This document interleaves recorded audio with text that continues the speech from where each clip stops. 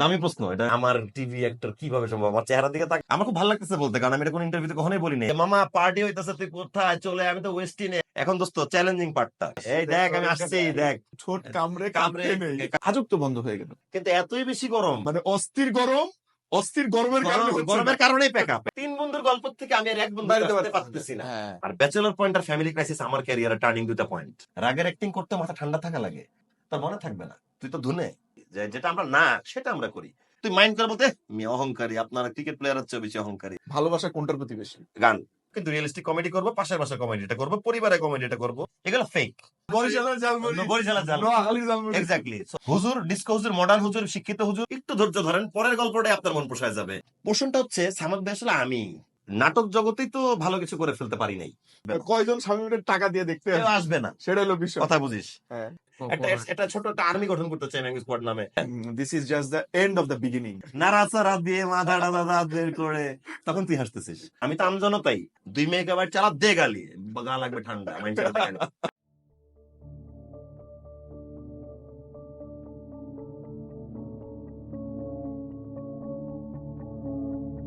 আসসালামু আলাইকুম প্রিয় দর্শক মণ্ডলী, আমি ডক্টর এ কে এম শাহরি আর আপনাদের সবাইকে স্বাগত জানাচ্ছি মনের মুকুরে অনুষ্ঠানে। অনুষ্ঠানের শুরুতেই আমি একটু পেছনের গল্প করতে চাই। মনের মুকুরে অনুষ্ঠানটার মূলত জন্ম হয়েছিল আমাদের এক বড় ভাইয়ের অনুপ্রেরণায়। তিনি বর্তমানে পৃথিবীতে নেই, আল্লাহ তাআলা ওনাকে পৃথিবী থেকে নিয়ে গিয়েছেন। আশা করি আল্লাহ তাআলা ওনাকে বেহেশত নসিব করেছেন, ডাক্তার জাহিদুর রশিদ সুমন। এবং ডাক্তার জাহিদুর রশিদ সুমন ভাইয়ের একটা ড্রিম প্রজেক্ট ছিল যে মনের মুকুরে এই অনুষ্ঠানটি উনি অন স্ক্রিন করবেন বা অন এয়ার করবেন, এবং অনুষ্ঠানের মাধ্যমে বিভিন্ন সেক্টরে যারা সেলিব্রিটি আছেন বা সফল ব্যক্তিত্ব আছেন তাদেরকে এখানে নিয়ে আসবেন এবং তাদের মনের কথাগুলো, তাদের মনের ভিতরের কথাগুলো, মনের আয়নার যে বিষয়গুলো আছে সেগুলো আপনাদের সামনে তুলে নিয়ে আসবেন। আজকের অনুষ্ঠানে আমি এমন একজনকে আমন্ত্রণ জানিয়েছি যিনি সুমন ভাইয়ের সাথে, আমাদের সাথে একসাথেই স্বপ্নটি দেখেছিলেন। আমাদের এবং স্বপ্ন যে শুরুর পর্যায়টুকু রয়েছে সেই পর্যায়ে আমাদের সাথে ছিলেন। আমাদের আজকের অনুষ্ঠানের অতিথি হিসেবে থাকছেন আমার ছোট্টবেলার বন্ধু, বিশিষ্ট অভিনেতা, বাংলাদেশের তৃতীয় ইউটিউবার এবং সবচেয়ে বড় কথা যেটা আমার প্রাণপ্রিয় বন্ধু শামীম হাসান সরকার। শামীম হাসান সরকার, কেমন আছিস? বন্ধু আলহামদুলিল্লাহ ভালো আছি, তোর কি অবস্থা? আছি আলহামদুলিল্লাহ। আমি আসলে একটু নার্ভাস, কারণ তুই যেভাবে কথা বলিস, তুই একজন ভালো টিভি অভিনেতা, পাশাপাশি ইউটিউবার, খুব ভালো এবং উপস্থাপক। তোর সামনে আসলে উপস্থাপনাটা করাটা আমার জন্য একটু চ্যালেঞ্জিং। একটু চ্যালেঞ্জিং, একটু চ্যালেঞ্জিং। আমার ট্রিটমেন্ট হওয়া সত্ত্বেও আমার সাথে দেশে বাইরে ঘুরতে যাওয়ার ফ্রেন্ড আমরা একসাথে ঘুরে ইয়া করি, কিন্তু এখন নার্ভাস লাগছে। এখন একটু আচ্ছা, নার্ভাস। সমস্যা নাই, আমি আছি, চল। এটা একসাথে আমরা ইনশাআল্লাহ প্ল্যানও ছিল অনুষ্ঠানটি ইয়া ফার্স্ট করব। এপিসোডে আমি থাকবো তোর সাথে, হ্যাঁ, সুমন সেটাই। ভাই বেঁচে থাকা অবস্থাতেও সেটাই হ্যাঁ। চাইছিলেন। তো এটাই তোর তো কাছে সেই একটু কারণে শুনতে চাই যে তোর কেমন লাগতেছে যে মনের মুকুর আমরা সেই মনে আছে 16-17 সালে আমরা আসলে ড্রিম আমরা করেছিলাম, একসাথে সেটা মিটিং করলাম, যে মিটিং অফিসে। করলাম, ইয়ে করলাম, সে আজকে 2024 সাল, প্রায় 8 আসলেই বছর। ভালো লাগছে যে আমরা ভুলে যাই না, মানুষ তো প্ল্যান করে হ্যাঁ। কিন্তু এক্সিকিউট করতে পারে না। আর একটা মানুষ পৃথিবী ছেড়ে চলে গেলে তো সেটার কথা আর কেউ আগানোর কথা ভাবেও না। তো তোকেও ধন্যবাদ সুমন ভাইকে মনে রেখে, বা আমাকে মনে রাখছিস যে না ফার্স্ট এপিসোডে আমার থাকা উচিত। তুই তো চাইলে অ্যারেঞ্জ করে এটা আলটিমেটলি কিন্তু প্ল্যান ছিল ওইরকমই যে তোকে দিয়ে স্টার্টটা হবে। তো আল্লাহ যেটা লিখে রাখে সেটাই হয়, সেটাই হচ্ছে। আমাদের অনুষ্ঠানটা আমরা আসলে সুমন ভাইয়ের প্রতি উৎসর্গ করতেছি। শামীম হাসান সরকার একজন অভিনেতা, সে একজন ইউটিউবার। শামীম হাসান সরকারের শৈশবটা কোথায় কেটেছিল, জন্মস্থানটা কোথায় ছিল? আমার জন্মস্থান হচ্ছে, এটা নিয়ে কনফিউশন আছে, যে কারণ উইকিতে সার্চ মানে গুগলে সার্চ দিলে আচ্ছা, লোকজন কনফিউজ করে ফেলছে যে আমার দেশের বাড়ি, আমার ক্যাডেট কলেজের ঠিকানা এবং আমার জন্মস্থান। দামি প্রশ্ন এটা, কোন ইন্টারভিউতে আসলে এক্স্যাক্টলি বার্থ ডেট বলা হয় না। তো আসলে লেখা আছে যে আমি ঝিনাইদহতে জন্মাইছি বা যশোরে। সো ক্লিয়ার, আমি ঢাকা সিএমএইচে জন্মাইছি 1988 সালে 15 ডিসেম্বর। আমার আব্বা মিরপুর ক্যান্টনমেন্টের ডিকিউ ছিল, তখন ওই টাইমে পোস্টেড ছিল ডিকিউ হিসাবে। দেশের বাড়ি যশোর, আর ঝিনাইদহ ক্যাডেট কলেজে পড়ছি। মানে আমি ঝিনাইদহ যশোরে জন্মাই নাই, আমি ঢাকাতেই জন্মাইছি। অ্যাকচুয়াল যেটা যে ইনফরমেশন এবং আমার সার্টিফিকেট বয়স এবং আমার রিয়েল বয়স সেম, যেটা আমাদের অনেকের হয় না। আচ্ছা, শৈশব কোথায় কেটেছে? শৈশব কেটেছে বাংলাদেশের, আব্বুর চাকরির সুবাদে, সামরিক চাকরির সুবাদে অনেক জায়গায় বাংলাদেশ। আমার ফার্স্ট স্কুল ছিল সিলেট ক্যান্টনমেন্টে, কিশালয় কিন্ডার গার্ডেন ছিল স্কুলটার নাম। এখন সেটা ক্যান্টনমেন্টে ইংলিশ মিডিয়াম স্কুলে চেঞ্জ হয়ে গেছে, খুব সুন্দর। আমি দেখেও আসছি আমার 2টা শিক্ষা প্রতিষ্ঠান এখানে। আর জালালাবাদ ক্যান্টনমেন্ট বোর্ড হাই স্কুলে পড়তাম, রাঙামাটিতে পড়ছি লেকার্স পাবলিক স্কুলে। আমার চাকমা অনেক ফ্রেন্ডরাও ছিল ওই টাইমে, মানে আমার খুব ভালো টাইম কাটছে এদের সাথে, সবার সাথে। যশোরে দাউদ পাবলিক স্কুলে পড়ছি, ঢাকা ক্যান্টনমেন্ট আদমজি স্কুলে পড়ছি ক্লাস 4, 5, 6। মানে আমি টোটাল 9টা স্কুলে পড়ছি ক্যাডেট কলেজে যাওয়ার আগে 2001 সালে। ক্লাস 7 পর্যন্ত 9টা 9টা স্কুলে পড়ছি, মানে একই বছর 2টা স্কুল শিফট করতে হয়েছে আব্বুর পোস্টিং এর কারণে। সো ওই জিনিসটা কারণে 9টা স্কুল, যদি ক্যাডেট কলেজে না পড়তাম তাহলে আমি শিওর এটা 14-15টা স্কুলে পৌঁছে। একটা জিনিস সুবিধা হয়েছে যে সারা বাংলাদেশে না হলেও কিন্তু একটা পার্সেন্টেজ, একটা মানে 60%-এর মতো এলাকাতে আমার থাকা হয়েছে ফ্যামিলির সাথে বা পড়াশোনা করা হয়েছে, সো ওই জায়গাটাতে গেলে এখনো আপন ফিল হয়। শুটিং এর স্বার্থে গেলেও ওই জায়গাটা আমি বিলং করে ফিল হয়, যেখানে তুই যে কোনো একটা স্কুলে পড়ে থাকিস কোনো এলাকায়, তুই এলাকার মানুষের সাথে কিন্তু একটা আত্মিক বন্ধন না, তা তো ফিল অবশ্যই। করবি, সেটা ক্লাস 2-3 তে পড়া থাকলেও ওই জিনিসটা আমি ফিল করি। ক্যাডেট কলেজে যাওয়ার আগে শৈশবের সবচেয়ে স্মৃতি বিজড়িত জায়গা কোনটা ছিল? সবচেয়ে দারুণ টাইম আমি যদি বলি, রাঙামাটিটা খুব ভালো টাইম ছিল। আচ্ছা। এটা ডিফারেন্ট। আমার আমার সাঁতার শেখাও আব্বুর কাছে, ওই কর্ণফুলী নদীতেই স্পিডবোট ঘাটে। তারপরে ম্যালেরিয়াতে আক্রান্ত হয়েছিলাম 2 বার ছোটবেলায়। ওই টাইমে আর্মি সোলজাররা মারাও যেত। ওই টাইমে হ্যাঁ, ওই অডোমস প্রচুর আসে মারা নাই, যেত। ওই ওষুধও আসে নাই, মানে এটা একটা আজব একটা স্মৃতি। ওই টাইমে আসলে শান্তি বাহিনীরাও শান্তি চুক্তি করে নাই, আচ্ছা। তো যার ফলে আমার সাথে স্কট 4টা আঙ্কেল থাকতো, মানে বন্ধু ক্যারি করতেছি স্কুলে। ব্যাপার স্যাপারই অন্যরকম। ব্যাপার স্যাপার অন্যরকম, কিন্তু আমি এটা বড় হওয়ার পর ফিল প্রোটোকল দিয়ে হলিউড চলতেছে। মুভির প্রোটোকল আমি আমার হোল লাইফে ওইখানেই পাইছি আমার কাছে। আচ্ছা। আমি আমার ফ্রেন্ডদেরকে খুব হাসি মুখে বলতাম যে গাড়িতে আসো, তোমাদেরকে নামাই দিয়ে যাওয়ার পথে। ওরা যে গাড়িতে কেন উঠতো না এটা আমি বড় হয়ে পরে বুঝতেছি, ওরা ভয় পাইতো কেন, হ্যাঁ, সে স্বাভাবিক। এটা তো ছোটবেলা শৈশবে বোঝা সম্ভব না। ক্যান্টনমেন্টে যতই পড়ি না কেন, ওই ক্যান্টনমেন্টে তো ওই এলাকার লোকাল যারা তাদের সন্তানরা তো পড়তে আসে, তো একটা ওই এলাকার সাথে একটা ভালোবাসার সেতু বন্ধন সম্পর্ক তৈরি হয়ে হয় যায়, ওই হ্যাঁ। শিক্ষা প্রতিষ্ঠানগুলোতে। আর ক্যারেট কলেজ তো ক্যারেট কলেজ, কারণ 6 বছর একটা জায়গায় পড়া, একটা আলাদা লাইফ বলা যায়, নতুন করে দ্বিতীয় লাইফ আমরা পাই যেখানে গেলে। হ্যাঁ, ওইটা আলাদা second start home। দোস্ত, ওইটা আলাদা আচ্ছা। Second home. ক্যাডেট কলেজের কোনো স্পেসিফিক খুব ভালো কোনো স্মৃতি এবং আমার খারাপ ক্যাডেট স্মৃতি, কলেজের- একটা খুব ভালো স্মৃতি, একটা খুব খারাপ স্মৃতি? ক্যারেট কলেজের সবচেয়ে ভালো স্মৃতি হচ্ছে আমি নিজে যে একটা অভিনয় করতে পারার মতো ছেলে, আমার নিজের যেই মানে একটা স্টেজে উঠে কারোর দিকে তাকায়, মঞ্চে এত লোক বসে থাকবে, আমি যে ডায়লগ দিব, আমি ওই ছেলেটা ছিলাম না। আমি 4 ফুট 8 ইঞ্চি, খুব মোটা সোটা, আমি আমার লোয়েস্ট হাইট নিয়েই, আমরা 3 জন ছিলাম 4 ফুট 8 ইঞ্চি, আমি, কাদির আর কে ছিল, 3টা ফ্রেন্ড ছিলাম আমরা 54 জনের মধ্যে, যে 55 জন ছিলাম ফার্স্টে। তো ওই 3 জন ছিলাম লোয়েস্ট হাইট। আমাদের যেই শোটা হইতো, ওই যে talent show, talent show class 3 হাউসের, যে কে কি পারে, হ্যাঁ। তো ওইখানে আসলে আমার গানের শুরু। মাগো ভাবনা কেন দেশের সাথে গান গিয়ে ফার্স্ট হইলাম, এবং হচ্ছে নাটকের টিমে খাইবার হাউস আমারটা সেকেন্ড হইলাম, Okay. সবুজ হাউস ফার্স্ট হয়। আমি বলবো যে আমার পারফরমেন্সে সুনামটা পাইছি আমি ওই টাইমে ক্লাস 7 নিজেকে নতুন করে আবিষ্কার করা হয়েছে। আবিষ্কার করা যেটা, যে আমি পারি, আমি এই এবং জিনিসটা এটার পারি। মজার আমার স্মৃতিটা হচ্ছে যে আমি করতে রাজি হই নাই, আমাকে সিনিয়ররা ডাকছে কমন রুমে, ফ্রেন্ডরা জানাই দিছে যে এই ছেলেটা পারে, ও রুমে গান করে, ও রুমে বিছানার উপর দাঁড়ায় স্টাফদের অ্যাক্টিং করে দেখায়, so he can act, he can sing, so ওই পারবে। So আমি আমার দিকে যখন তাকাইছি, আমি বলছি ভাই আমি পারবো না, আমি স্টেজে উঠতে পারবো না, আমার চোখে পানি এসে, আমি পারবো না, আমি কেন যাবো। তো বেল্টের বাড়ি অ্যাজ ইউজুয়াল মাইন্ডেড আমরা খাইতাম বারোটা পানিশমেন্ট। খাওয়ার পরে বসে যাও, ওকে ভাইয়া আমি আমি আমি রাজি। আমার 5-6 জন আমাকে পানিশমেন্ট দিল, এবং 5-6 জনই আর্মি অফিসার এখন, এবং দে আর ভেরি হ্যাপি। তারা যখন আমার সাথে দেখা হয়, তারা প্রাউড ফিল করে, তাদের ওয়াইফকে দেখায়, বলে যে আমি তো আর একটা হই নাই, আর্মিতে চলে আসছি, বাট ও যখন করে আমার কাছে মনে হয় যে আচ্ছা আমরা জড়িত ছিলাম। আমি যদি ক্যাডেট কলেজে না পড়তাম, এভাবে যদি এই গল্পটা না আসতো, এভাবে ভাগ্য ঘুরে যদি স্টেজে না উঠতাম, এইভাবে যদি পজিশন না বিলং করতাম, তাহলে টিভি অ্যাক্টর হিসাবে তোর এখানেও আসা হইতো না। হ্যাঁ, দ্যাটস ট্রু। এটা হচ্ছে আমার বেস্ট স্মৃতি। পুরো 6 বছরে একটাই ও বোর্ড স্মৃতি আমাকে নাড়া দিছিল, যার কারণে আমি টিভি অ্যাক্টর। তো আমি আসলে বাংলা একক অভিনয়ে মেইন ক্যারেক্টারই ছিলাম। আমাকে রকিব স্যার এবং দিনেশ স্যার, রকিব স্যার মারা গেছেন, আল্লাহ ভালো রাখুক, তো দিনেশ স্যার আমাকে প্র্যাকটিস করায় নুরুল দিনের সারা জীবন। আর আমার পুরোটাই মুখস্থ ছিল, তো সবকিছু ঠিকঠাক। তো একটা জুনিয়র, এটা ছিল আমার লাস্ট আইসিসিএলএম এবং আমার লাইফের ফার্স্ট আইসিসিএলএম। আমি এর আগে যেতে পারি নাই। মিফতা ভাইরা ছিল আমার কলেজে, অস্থির। মিফতা ভাইরা তো খুব ডেঞ্জারাস। তৌফিক ভাই ছিল, যে আমার যাওয়ার প্রয়োজনই পড়ে নাই, যে আমাকে ড্রাম বাজাতে দিবে বা অভিনয় করতে দিবে। They were legend. Exactly. That তো was যেই the বছর legend. আমার লাইফে লাস্ট বছর, সেই বছর আমি বাসে ওঠার আগে, আইসিসিএলএম এর বাসটা রওনা দিবে, তো বাসে ওঠার আগে আমাকে স্যাররা বললো যে ক্লাস 9 এর একটা জুনিয়র বাংলা একক অভিনয় মেইন অ্যাক্টিং করবে, আমি এক্সট্রা। এখন আমি যেহেতু ব্যান্ডের ড্রামারও, আমি তো আই ক্যানট লিভ, যে আমি যাবো না। লিভ আমি করা গেছি, যায়। মনে কষ্ট লাগছে আমার যে বাসে ওঠার আগে এটা কি বললো, আমি তো যাওয়ার আগে এটা শুনতে রেডি না, কারণ আমি তো তার একদিন পর্যন্ত প্র্যাকটিস করলাম। হ্যাঁ। গেমস টাইমে কিন্তু আমরা দিনের পর দিন, রাতের পর রাত প্র্যাকটিস চলে আমাদের, এটা সমস্যা নাই। ওটা তো যাই হোক, কলেজে যাওয়ার পরে ওই জুনিয়রটার অ্যাক্টিং তো অত ফ্ললেস ছিল না। আমরা মনে হয় পাবনা গেট কলেজের দোতলা বিল্ডিংটাতে জায়গা পাইছিলাম, হ্যাঁ। সো ওকে আমি বিছানার উপর দাঁড়া করাই আর কি, ওকে অ্যাক্টিং প্র্যাকটিস আমি করাইছিলাম। যে ঠিক আছে, কলেজ আমি যেতে পারতেছি না, বাট আমার কলেজকে ভালো করতে হবে, রিপ্রেজেন্ট করতেছে, but you have to do well, হ্যাঁ। না হলে আমি তোমাকে ধরবো।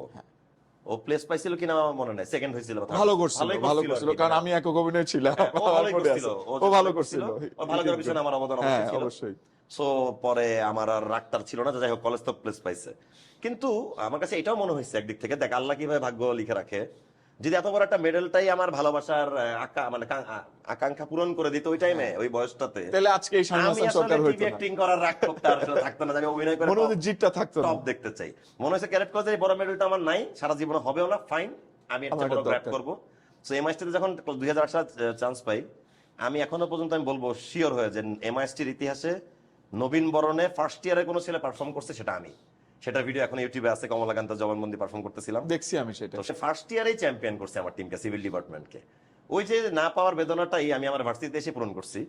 তখন এমআইএসটি সব সিনিয়ররা এবং আমার ফ্রেন্ডরা বলতো যে তোমার অ্যাক্টিং টিভিতে করার মতো অ্যাক্টিং, মানে আমরা মঞ্চে উপভোগ করি এবং ইনশাল্লাহ তুমি বড় হলে টিভিতেই যাবা, তুমি ইঞ্জিনিয়ার থাকবা না। তো আমি হাসতে হাসতে বলছি সেটা আসলে অসম্ভব, আমার টিভি অ্যাক্টর কিভাবে সম্ভব, আমার চেহারার দিকে তাকাও আর আমার আমার তুমি কি প্লাস আঙ্কেলের একটা বিষয় থাকে, দেখ, ফ্যামিলির 5 একটা বছর, ইয়ে থাকে, ফ্যামিলি একটা বিষয় আছে, আমার ফ্যামিলি মিডিয়া এটা পছন্দ করে না। আমি তো তুই হয়তো 5 বছর আগে কোথায় ছিলি, তুইও তো না, জানতি না, না কি হবে। এটা ট্রু। সো এটা আসলে হয়ে গেছে। সো আমি তোকে আমার বেস্ট মেমোরিজ আর worst মেমোরিজ দুইটাই বলছি, যেটার সাথে অ্যাক্টর হওয়াটা জড়িত ছিল। অবশ্যই। আমার ভাগ্যে এটাই লেখা ছিল, আমি মানে ইঞ্জিনিয়ার হয়ে খুব বড় কিছু করার চেয়েও আমার অ্যাচিভমেন্টটা যে অ্যাক্টিং দিয়ে হবে এটা ভাগ্যে লেখা ছিল। আইসিসিএলএম এ গিয়ে আমরা কিন্তু যখন প্র্যাকটিস করে আমরা কিন্তু অনেক মজা করছিলাম। মজা ওই করছি। টাইমটা one of the best moment of my life. হ্যাঁ। আমরা খুব কিন্তু মজা খুব করছিলাম, খুব মজা অনেক করছি। এনজয় করছিলাম। ইনফ্যাক্ট ওই আমি টাইমটা। তোর সাথে মানে তোর কলেজের সাথে মানে ফৌজদার তুই আমাদের সাথে মানে একসাথে তোর সাথে প্র্যাকটিস বেশি করে একসাথে আমরা থাকছি আমি। থাকতাম। তো ক্যাডেট কলেজের পার্টির ইয়েটা গেল, এরপরে সামিম হাসান সরকার আসলো লেগে এমএসটি তে, ভার্সিটিতে পড়ালেখা। এমএসটির লাইফটা নিয়ে যদি একটু। তো এমআইএসটি তে আসার পরেও আমি আসলে চুপচাপ বসেছিলাম। তো রাশেদ ভাই ছিল আমার ক্যাডেট কলেজ ইমিডিয়েট সিনিয়র, উনি সিভিল ইঞ্জিনিয়ারিং ছিল, ইঞ্জিনিয়ার ছিল আমার আগের ব্যাচ। উনি বলছে যে এই ছেলেটার নাম কেন দিচ্ছে না বুঝলাম না, ও তো কলেজে চ্যাম্পিয়নই, ও কেন আমাদের ডিপার্টমেন্টে ফাইট করবে না। তারপরে আমাকে অডিটোরিয়ামে ডাকা হয়, আমি কিন্তু নাম দিয়েছিলাম না ফার্স্টে, যে আমি নবীন বরণে যখন পারফর্মটা করি। যাই হোক, পরে ভাগ্যক্রমে এটা হয়। এরপরে আর কি, এরপরে পিছনে তাকানিতে হয় নাই, সিনিয়ররা আদর করছে বা অভিনয়ের জন্য একটা ভালোবাসা পাইছি। পড়াশোনাটা একটু কম করা হয়েছে এমআইএসটিতে, একটু দুষ্টামি করছি। কিন্তু আসলে এমআইএসটিতে একটা দারুণ অভিজ্ঞতা হচ্ছে, মিলিটারি ইনস্টিটিউট ক্যাডেট কলেজের মতোই এখন কেমন, এখনো দারুণই থাকবে আমি আশা করি। আমাদের সময় এনভায়রনমেন্টটা ডিফারেন্ট, নতুন ছিল তো, স্ট্রিক্ট আরো স্ট্রিক্ট ছিল তখন তো। মিরপুর ডিএইচএস ছিল না, আমি যাইতাম, আমরা মনে আছে যে কালসি মোড়ে গিয়ে আমরা টঙের দোকানে একদমই তাই, চা খাইতাম, একদমই তাই। ইয়া চলতো বাংলা সিনেমা, হ্যাঁ, কাঁচা রাস্তা ছিল, মানে পাকা রাস্তা ছিল। হ্যাঁ, তখন ওই যে মাঠ ছিল, ইয়ে ছিল, হ্যাঁ, তো ইয়ে তো ছিল। ওই টাইমটাতে আমি আসলে অভিনয়ের জন্য আমার সিনিয়রদের কাছ থেকে অনেক বেশি ভালোবাসা পাই। সব ডিপার্টমেন্ট আমাকে সম্মান শ্রদ্ধা যেটাই করার অ্যাক্টিং এর জন্যই করতো। কারণ আমার আসলে খেলাধুলা, ফুটবল, ক্রিকেটে আমি এত দুর্দান্ত কেউ ছিলাম না। আমাকে কালচারাল সেক্রেটারি ছিলাম আমি এমএসটিতে। আমাদের ওসমানী হলে 3টা লিডার থাকে ছেলে, মানে যেহেতু কোনো পলিটিক্স নাই, মিলিটারি ইনস্টিটিউট, একটা ম্যাথ লিডার মানে ম্যাথ যে চালায়, গেমস এর একজন, স্পোর্টস একজন দেখে, আর একজন কালচারাল দেখে।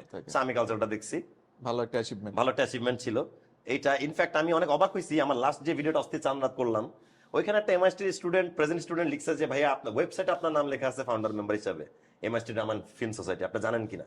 আমি সত্যি জানতাম না। আমি কমেন্টটা পড়ার পরে ওয়েবসাইটে সার্চ করে দেখি যে আসলে আমার নামটা লেখা আছে। আমি এই স্বীকৃতিগুলা কিন্তু অনেক মানে আনন্দ দেয়, কারণ এমআইএসটির সাথে আমার কোনো যোগাযোগ হয় নাই, সেটাই। অথরিটি আমাকে কিছু না জানায় যে আমার নামটা লিখে রাখছে, আমার রাইট ইনফরমেশন মনে রাখছে যে তারা 11 সালে এটা শুরু হয় আনঅফিশিয়ালি। আমার এটা খুব ভালো লাগছে আর কি, যে এইটাই তো অ্যাচিভমেন্ট মানুষের। মানে ফার্স্ট বয় সেকেন্ড বয় নাম তো আর লেখা নাই এখন, সো এটা হল অফ ফেম, মানে ওরকম একটা ব্যাপার। ওই টাইমে ডিসিশন নিয়ে জানা অ্যাক্টিং এর প্রতি আমার একটা দারুণ ভালোবাসা আছে, যেটা আমি আসলে পরে ফিল করি আরো মোর, কারণ বয়স বাড়তেছে, আমার অ্যাক্টিং এর আরো ম্যাচিওর হওয়া শুরু করছে ক্যারেক্ট প্রজেক্ট চেয়েও। ওই জিনিসটা যেটা আমাকে বাধাপ্রাপ্ত হয়ে যখন ঠিক পাশ করি, গ্রাজুয়েশনের 3 মাসের মধ্যে আমি স্ম্যাক ইন্টারন্যাশনাল ভিডিও লিমিটেড চাকরি পাই। আসলে জব করলাম 2.5 বছর, কিন্তু অভিনয়টা আমার বেস্ট ফ্রেন্ড আমার থেকে দূরে থাকলো, আচ্ছা, কারণ চাকরি করতাম। চাকরি করলে করা যায় না আসলে। বলতে পারি যে আমি ওই বয়সটা তারা বুড়া হয়ে গেছিলাম আর কি, আমার আউটফিটেও এবং বয়সটা বেড়ে গেছিল। স্বাভাবিক, তুই যেই সেক্টরে যাদের সাথে কাজ করবি, যাদের সাথে চলবি, তো সারাউন্ডিং তোকে একটা সেই ছাপ আলোতে রাখবে। পড়বেই, ছাপ পড়বে। ওই ছাপটা আমার মধ্যে ছিল। সো এরপরে যখন আমি মাস্টার্স করতে আমার ফ্যামিলিতে ডিসকাস করলাম যে দেশের বাইরে পড়তে যাওয়া যায় কিনা, সো যেহেতু রেজাল্টটা ভালো ছিল না এমআইএসটিতে, ভালো ছিল না বলতে একদম 2.996 ছিল, মানে 3 হয় নাই জাস্ট। এখন ভালো রেজাল্ট করার একটা, আচ্ছা ভালো রেজাল্ট করতে পারবো, সেটা আমার প্যারেন্টস যেহেতু চাইলো, ওকে লেটস ডু ইট, চেষ্টা করে দেখি পারবো হয়তো। সো ইউটিএম এ ভর্তি হলাম, ইউনিভার্সিটি টেকনোলজি মালয়েশিয়া মাস্টার্স করার জন্য। 13 সালের one of the best in one of the best university, এবং ইনফ্যাক্ট মালয়েশিয়ার বুয়েট, ওইটা হ্যাঁ। টেকনিক্যাল টপ টেকনিক্যাল ইউনিভার্সিটি সরকারি। ওইখানে ফার্স্টে যখন যাই, দেশের বাইরে একটা স্ট্রাগলিং লাইফ স্টুডেন্ট। অবশ্যই আমি এমআইএসটি পর্যন্ত বা ক্যাডেট কলেজে ডাইনিং হলে খাবার রেডি ছিল আমার। এবার হচ্ছে খাবার আমার নিজের ম্যানেজ করা, রেডি করতে হবে। সেটা বাজার করে রান্না করে খাবো নাকি ম্যাকডোনাল্ডস এর বার্গার খেয়ে কাটাবো, এটা তোর ডিসিশন বা আমার বা ফ্রেন্ডের উপর ডিপেন্ড করতেছে। সো আমার সোহেল রানা নামে একটা বন্ধুর সাথে এখানে পরিচয় হয়, সমবয়সী আমার। আচ্ছা, আমি এই ছেলেটার প্রতি আজীবন কৃতজ্ঞ। এই ছেলেটা আমার বেস্ট ফ্রেন্ড ইউটিএম লাইফের, and he is living in অস্ট্রেলিয়াতে, এখন পার্থে আছে ফ্যামিলির সাথে, বউ বাচ্চা সহ, ভালো আছে আল্লাহর রহমতে, যোগাযোগ হয় আমার সাথে এখনো। আমি একটা মানে ধর এই সোফার চেয়ে একটু বড়, এই টিভি আর এই সোফার লম্বা লম্বা একটা রুমে থাকতাম আর কি প্রথম 6 মাস। আমার মানে ইউটিএম এর ফার্স্ট একটা বাসায় গিয়ে যেটা ওঠা, কারণ আমি একটু শেষের দিকে যাই, তো ওই ফ্রেন্ডটা আমাকে একটা মানে ওর বাসায় নিয়ে যাওয়ার হাউসমেট হিসাবে, যে আমার ডুপ্লেক্স বাসা ফাঁকা আছে, আমরা আরেকটা হাউসমেট দরকার, চাইনিজ শুয়েফে থাকে, আমি থাকি তো এখানে দোস্ত, ওই জয়। আচ্ছা, তো 6 মাস তো হয়ে গেছে। So আমি যখন বাসাটা চেঞ্জ করি, একটা ভালো রুম পাই, একটা ভালো পরিবেশ পাই, আমার পড়াশোনা আবার বেটার হওয়া শুরু করা, পড়াশোনা ভালো করলাম। বাই দ্যাট টাইম আমি international student society culture secretary হইতে বললাম। এটা একটা Great দারুণ achievement. achievement। আমি 17টা দেশের এশিয়া কালচার সেক্রেটারি ছিলাম। Huge, আমি huge achievement. ইরানিদের সাথে ইয়ালদা নাইটে ড্রামস বাজাচ্ছি একটা শোতে, পুরো ব্যান্ড টিমে সবাই পার্সিয়ান, দর্শকরাও পার্সিয়ান, ছেলে মেয়ে সবাই উপস্থিত, কোনো অন্য আমার দেশে কেউ নাই। এই যে একটা আলাদা ব্যাপার। এবং আমি যখন ড্রাম বাজায় পারফর্ম শেষ করছি, সবাই দাঁড়ায় হাততালি দিতেছে, আমাকে যে সম্মান ভালোবাসা জানাইছে ডিনারের আগে। কারণ আমি তো গানগুলো জানি না, মানেও বুঝি না, আমি শুধু প্র্যাকটিস করছি, একদিন 2 দিন টাইম পাইছি ড্রাম বাজানোর। আমার এইভাবে ইউটিএম লাইফটা যায়। দেন আমি আবার ব্যাক করি। আমি স্ম্যাক থেকে চাকরি লিভ নিয়ে যাই না পড়তে। আমি স্ম্যাকে, আমার খুব ভালো লাগতেছে বলতে, কারণ আমি এটা কোনো ইন্টারভিউতে কখনোই বলি নাই, এই চাকরি গল্প কখনো করা হয় নাই। সো আমি একটা এডুকেশন লিভ নিছিলাম। আমি 2 বছর 2.5 বছরের মধ্যে কাজটা আমার কোর্স শেষ করে ব্যাক করি। তো আমার স্যালারিও বেড়ে যায়, যেহেতু মাস্টার্স করে আসছি। আমার আর মন বসে না। আমার তো ম্যাঙ্গো স্কোয়াড শুরু হয়ে গেছে অলরেডি, যখন মালয়েশিয়াতে আমি থাকতে যখন already। ছুটি থেকে ফিরে আসছি, ততক্ষণে আমার 25,000 সাবস্ক্রাইবার। মালয়েশিয়ার ম্যাঙ্গো স্কোয়াড স্টার্টিং এর গল্পটা শুনতে চাই, যে গল্পটা কেউ জানে না। আচ্ছা। ম্যাক্সিমাম গল্পই জানে, হ্যাঁ যেটা জানে না সেটা শুনতে চাই। হ্যাঁ। কারণ আজকে শামীম হাসান সরকারকে প্রশ্ন করতেছে তার বন্ধু, হ্যাঁ, ওয়ান অফ দ্য ক্লোজেস্ট যে ফ্রেন্ড। মিথ্যা বলার চান্স হ্যাঁ, নাই, সুতরাং সেও জানেও। সবচেয়ে ওই জিনিসটা আমি হ্যাঁ। জানতে চাই। আচ্ছা, সো আমার প্রথম ভিডিওর নাম হচ্ছে স্মার্টনেস। যে ইন্টারনেটে যে আমরা স্মার্ট থাকার চেষ্টা করি, নিজে না খেয়েও আরেকজনের খাবার ছবি পোস্ট করে দিই, একটা ছোটখাটো জোক আর কি, যে মামা পার্টি হইতেছে, তুই কোথায় চলে, আমি তো ওয়েস্টিনে, আসলে ওয়েস্টের দিকে টিনের সালার ঘরে। সো এইটাই ফান চলতেছে। আমি এই কনসেপ্ট আসে যে আমরা ইন্টারনেটে তখন এত স্মার্টনেস কেন দেখাই। আমি 24 সালে যেটা ঘটছে সেটা আমার মাথায় আসছে আসলে 13 সালে যে বা 12 সালে যে Ahead of মানুষ time. এটা, হ্যাঁ, শো অফ করবে একটা টাইমে। সো ওই জিনিসটা আমি করি। তো ওইটা সাব্বির এডিট করে দেয় আমাকে, আমার এমআইটির ফ্রেন্ড। সো ওইটা আমি ঈদের ছুটিতে দেশে আসি, শুটিং করি মিরপুর ডিজিতে, মালয়েশিয়া ফিরে গিয়ে আপলোড দিই। চ্যানেলটা স্টার্টটা মালয়েশিয়া থেকে। ওকে। আমি স্কুল দায়িত্বে জোহর বারোতে বসেই আমার চ্যানেলটা আসলে ম্যাঙ্গো স্পট খুলি এবং আপলোড দিই ভিডিও। তো সেকেন্ড ভিডিওটা ওইখানে, এবার ওইখানকার জার্নিটা শুরু করতে হবে। এখানে তো আমার সাব্বির তো এখানে চলে গেল, আমি তো মালয়েশিয়া রয়ে গেলাম। সো ওইখানে আমার এমএচএ মুবাশির নামে আমার বন্ধুর সাথে পরিচয়। মুবাশশির। ওই যে আমাদের hidden face, Mubashshir. I remember, yeah.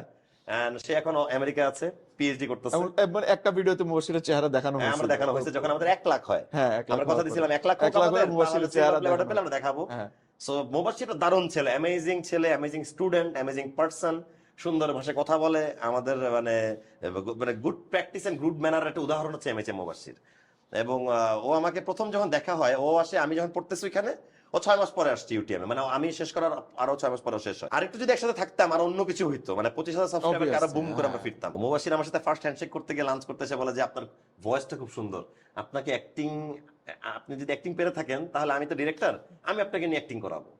মানে সে ডিরেকশন দিয়ে গেছে বাংলাদেশ থেকে। আবার এমআই জুয়েল ভাই আর মুবাশশির, তারা আবার বাংলাদেশ এগ্রিকালচার ইউনিভার্সিটি স্টুডেন্ট। ও, আচ্ছা, তারা আচ্ছা। আবার মোশাররফ করিম ভাইকে নিয়ে স্বপ্ন সমীকরণ অলরেডি তারা direction দিছে। বাংলাদেশে কাজ তারা already করছে, বাংলাদেশে ডিরেক্টর হিসেবে কাজ director। করছে। আচ্ছা। আমি এই মানুষটাকে গিয়ে বললাম যে আমি অস্থির মিউজিশিয়ান বানাবো, আমি কিছু গান বের করছি, যে গানগুলো কপি, গানগুলো শুনতে সেম, এই দেশের ভাষা গানের সাথে আমার দেশের ভাষা, তুমি কি আমার একটু এডিট করে দিবা? এবং আম জাম কাঁঠাল লিচু পেয়ারা পেঁপে ডাব সবকিছু নিয়ে অনেক আজে বাজে গান আছে বাংলাদেশে, হ্যাঁ, আছে। যেটা মানুষ জানতো না। এই রোদ্দুর হয়কে মানুষ চিনতো না হ্যাঁ, রোদ্দুর ভালো ওরে তো, বাবা। কি অবস্থা সবার? হ্যাঁ। কঠিন জিনিস। হ্যাঁ, তো এই জিনিসগুলোকে মানুষকে পরিচয় করেছে। মুবাশশিরকে খালি বলছে যে এই মিনিট থেকে এই মিনিট কাটবা, আমি এডিটটা পারতাম না। ও আমার ক্রিয়েটিভিটি, আমার ইন্টেলেকচুয়াল প্রপার্টিতে দাম দিছে, বলছে আপনি তো একটা আজব লোক, মানে একটা দারুণ জিনিস বের করছেন, মানে এবং আমার হোস্টিং করাতেও হেল্প করছে। গোপ্রোটা ওরই গোপ্রো ছিল, হ্যালো ম্যাঙ্গো পিপল, যে মুখটুক যে আমের মতো লম্বা হয়ে যেত, সো এই গোপ্রোটা ওর ছিল। In fact I am very thankful to Mubashshir. যখন 25,000 সাবস্ক্রাইবার রেখে আমি মালয়েশিয়া থেকে, যেহেতু 6 মাস আগে আমার গ্রাজুয়েশন শেষ, হ্যাঁ। আমি ওর সাথে কনভোকেশনের সময় হ্যান্ডশেক করে ফিরে আসবো। তো আমার মনে আছে আমি মোটরসাইকেল চালাতাম এখানে, তো বাইকের হেলমেট পড়তে গেছি, তখন ও বলে ভাই আপনি যে দেশে ফিরতেছেন, আপনি কি ম্যাঙ্গো স্কোর কন্টিনিউ করবেন, এটা কি 1 লাখ হবে? তো আমি ওর দিকে ঘুরে তাকায় বলছি ইনশাল্লাহ হবে, আমি এটা কন্টিনিউ করব, এবং এটা 1 লাখও হবে, এটা 1 মিলিয়নও হবে যদি আমি করতে থাকি আর বেঁচে থাকি। সো যখন আমার 1 মিলিয়ন হয়েছিল, যে পার্টিটা আমার বাসার ছাদে, যে তুইও আসছিলি এবং লাইভ সম্প্রচার আমাকে হেল্প করছিলি, ফুল টিমই তো ছিল, হ্যাঁ, আমার ফুল টিমই এই টিমটাই ছিল লাইভে। সো ওইটা একটা দারুণ দিন ছিল। আমার ফ্রেন্ড আসছিল কিন্তু ওই পার্টিতে অবশ্যই। সবার, এবং ওইটা আগে লিভ করে ফেলছিল, ও ভাবি চলে অসুস্থ গেছিল, ছিল। হ্যাঁ। সো ও এসে আমাকে কানে কানে তখন বলছে যে আপনি আসলেই একটা জিনিস, আপনি 1 মিলিয়ন করছেন এবং ওই পার্টি হচ্ছে এবং আমি দাওয়াতে আসছি।